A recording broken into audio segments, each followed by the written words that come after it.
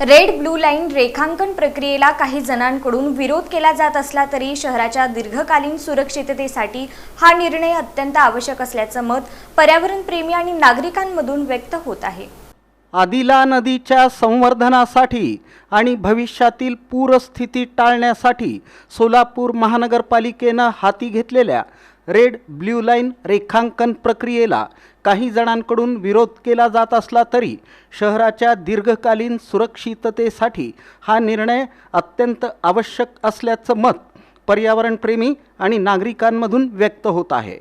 वर्षानुवर्षे आदिला नदीच्या पात्रात अतिक्रमणे, अनधिकृत भराव, बेकायदेशीर पूल आणि बांधकामे करण्यात आली, त्यामुळे नैसर्गिक जलप्रवाह संकुचित झाला।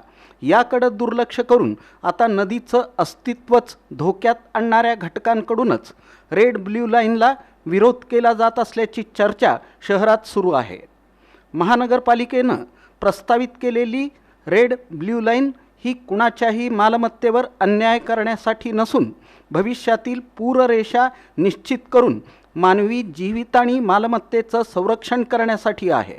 राज्यातील अनेक शहरांमध्ये ही प्रक्रिया राबवण्यात आली असून सोलापुरातही ती काळाची गरज असल्याचं प्रशासनाचं मत आहे।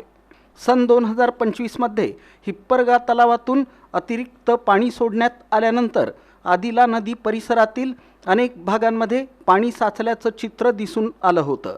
सुदैवानं मोठी दुर्घटना टळली, मात्र भविष्यात अशीच परिस्थिती गंभीर स्वरूप धारण करणार नाही याची शाश्वती कोण देणार असा प्रश्न उपस्थित केला जात आहे। रेड ब्लू लाईनला विरोध करणाऱ्यांनी नदीपात्रातील अतिक्रमणे, भराव आणि बेकायदेशीर बांधकामाविषयी एक शब्दही काढलेला नाही। नदीचा श्वास गुदमरवणाऱ्या अतिक्रमणांवर कारवाई झाली पाहिजे अशी मागणी सामान्य नागरिकांमधून होत आहे।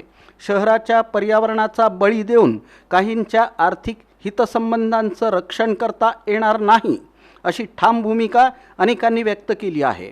विशेष म्हणजे नदीच्या दोन्ही काठांवर मोठ्या प्रमाणावर विकास झालेला असला तरी त्याचा अर्थ नदीचं अस्तित्व संपवण्याचा परवाना मिळाला असा होत नाही।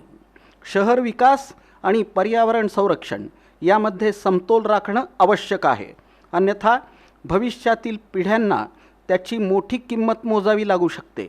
तज्ज्ञांच्या मते नालेसफाई, खोलीकरण आणि रुंदीकरण ही कामे आवश्यक आहेतच, मात्र त्यासोबतच रेड ब्लू लाईन रेखांकन देखील तितकंच महत्त्वाचं आहे, कारण नदीच्या नैसर्गिक प्रवाह क्षेत्राचं वैज्ञानिक नकाशांकन केल्याशिवाय भविष्यातील नियोजन अशक्य आहे। आज प्रश्न 1200 एकर जमिनीचा नाही तर आदिला नदीच्या अस्तित्वाचा आहे। प्रश्न 750 बांधकामांचा नाही तर भविष्यातील हजारो नागरिकांच्या सुरक्षिततेचा आहे। त्यामुळं विकासाच्या नावाखाली नदी गिळंकृत करण्याचा कोणताही प्रयत्न खपवून घेतला जाणार नाही असा सूर पर्यावरणवादी आणि नागरिकांमधून उमटत आहे। आदिला नदी वाचली पाहिजे तरच सोलापूर सुरक्षित राहील अशी भावना आता अधिक तीव्र होत असून प्रशासनानं पर्यावरण आणि सार्वजनिक सुरक्षेच्या दृष्टीने घेतलेल्या निर्णयाला पाठिंबा देण्याचं आवाहन करण्यात येत आहे।